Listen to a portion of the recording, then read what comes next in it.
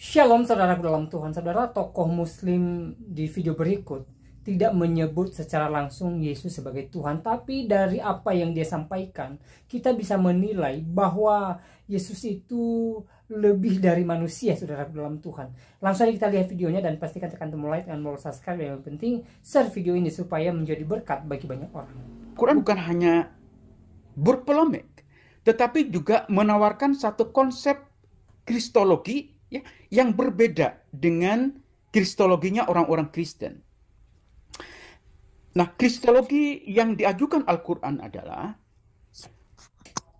bukan lagi Yesus itu sepenuhnya Tuhan dan sepenuhnya manusia, ya, yang itu memang adalah konsep Kristen, tetapi yang dikembangkan oleh Al-Quran adalah Yesus itu sepenuhnya Al-Masih dan sepenuhnya manusia.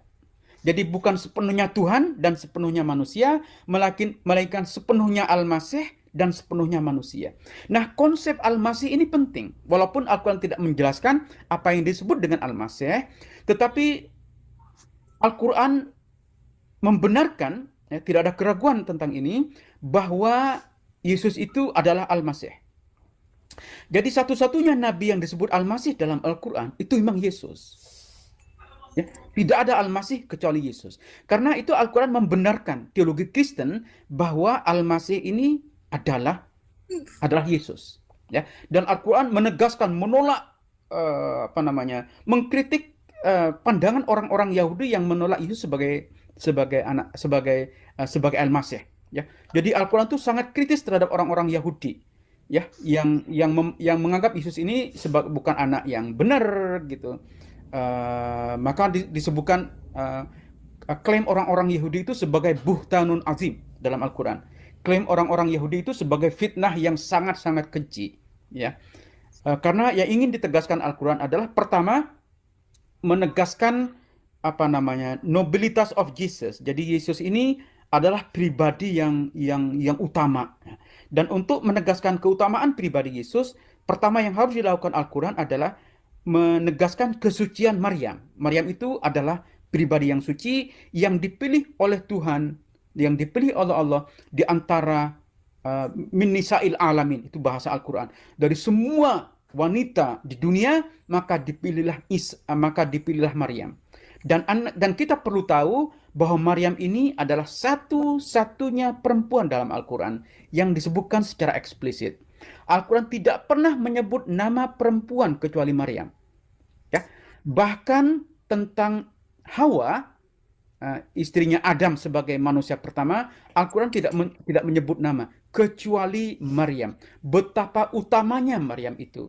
Dan karena itu kita bisa paham kenapa Al-Quran itu menjadikan satu surat sendiri yang disebut dengan surah Maryam. Surat tentang Maryam. Jadi begitu utama. Dan itu dilakukan Al-Quran, saya kira, untuk menegaskan keutamaan Yesus, gitu, keutamaan Isa. Dan karena itu saya tidak menganggap remeh, ya, pandangan Al-Quran yang mengatakan bahwa Yesus itu adalah the Messiah.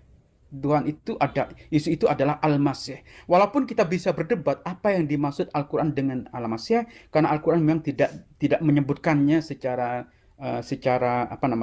eksplisit, ya. Karena itu kristologi yang diajukan Al-Quran bukan Yesus sebagai sepenuhnya Tuhan, sepenuhnya manusia, tetapi sepenuhnya Al-Masih dan sepenuhnya manusia. Karena seperti kita tahu, Al-Quran memang sangat menekankan kemanusiaan dari Yesus. Nah, karena itu kalau kita melihat bagaimana Al-Quran mendeskripsikan tentang Yesus, nah ini penjelasan berikutnya yang ingin saya kembangkan. Bahwa Yesus dalam Al-Quran itu memang lebih dari sekedar nabi. Ya. Karena dia diberikan gelar yang tidak diberikan kepada semua nabi. Hanya unik pada Yesus. Jadi kalau Anda membaca surat An-Nisa, seperti yang tadi saya sebutkan, yang mengkritik tentang penyaliban. Saya kira kita tidak punya waktu untuk mendiskusikan soal penyaliban. Tapi kalau Anda nanti berminat, kita bisa diskusikan. Saya kira saya sudah melebihi waktu yang disediakan. Saya satu poin saja. Kalau Anda membaca surat An-Nisa ya ayat 157 itu tentang penyaliban, maka Al-Quran itu menyebut gelar kepada Yesus yang sama sekali tidak disebutkan yang sama sekali tidak diberikan kepada nabi-nabi lain. Bahwa Yesus itu adalah firman Tuhan, ya.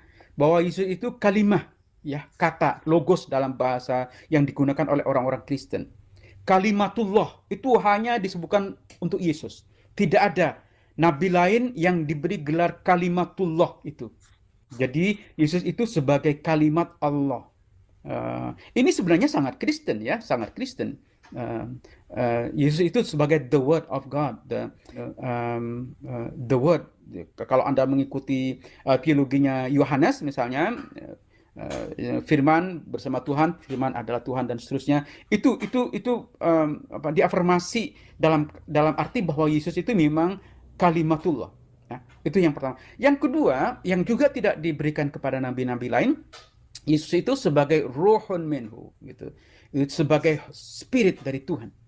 Ya, itu adalah istilah yang sangat khusus bagi Yesus. Karena itu, walaupun Isa atau Yesus, maksud saya, ini poin yang terakhir.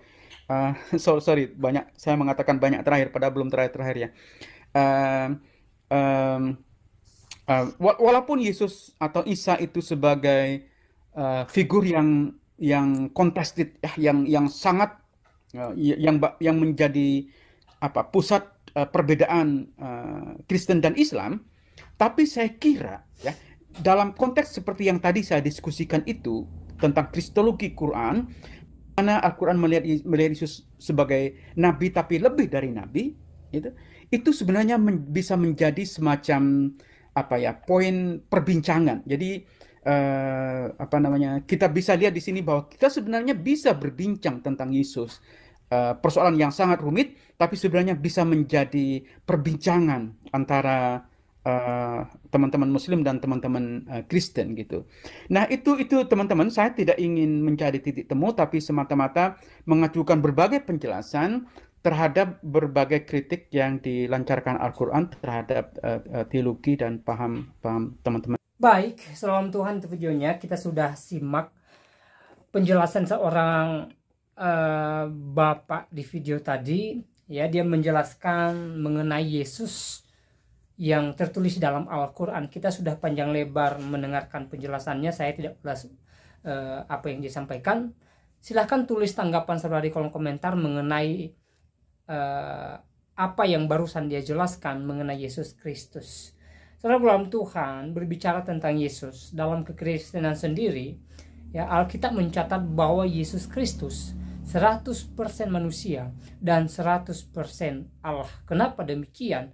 Karena Allah yang adalah firman yang menjadi manusia, mengambil rupa manusia dan datang ke dunia ini, ya, dalam bentuk manusia. Untuk apa? Untuk menyelamatkan umat pilihannya.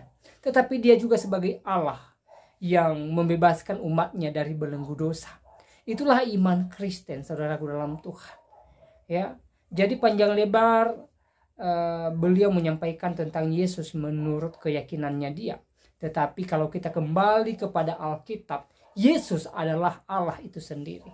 Sering saya sampaikan bahwa Yesus sebagai Allah berhak mengampuni dosa manusia.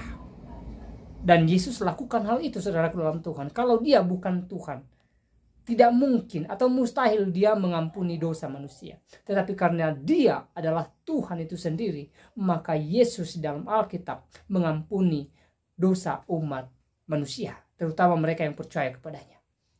Ya, Yesus menjamin keselamatan kekal bagi orang percaya kepadanya. Sebagai bukti bahwa dia adalah yang kekal. Dia adalah Alfa dan Omega. Dia adalah pemilik sorga. Jadi dia berhak, ya, memberikan kepastian bahwa orang yang percaya kepadanya pasti masuk sorga.